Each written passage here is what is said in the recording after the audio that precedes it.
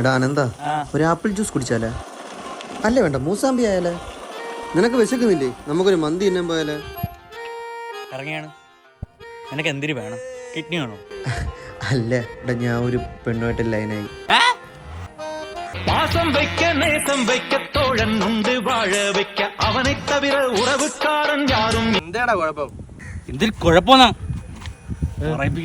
എടാ ഞാൻ ഒന്നും എടാ ഒന്നുമില്ലെന്ന്. ഒന്നുമില്ലെന്നാ? കണ്ട ചെറ്റ വെക്കാനും അടിയുള്ളാനും എല്ലാത്തിനെയും പിടിച്ചോണ്ട് പോയിട്ട് പെണ്ണ് സെറ്റായത് മാത്രം പറയാൻ വയ്യ.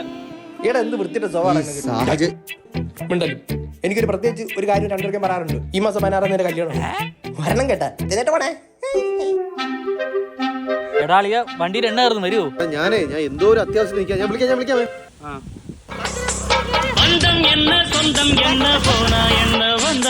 അളിയ ചായ കുടിക്കാൻ പോയാലേ? എടാ ഞാൻ അവളോട് നിൽക്കുന്നില്ല, ഞാൻ പിന്നെ വിളിക്കാം.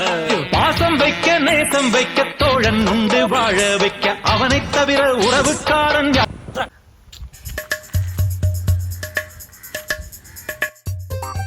എന്ത്?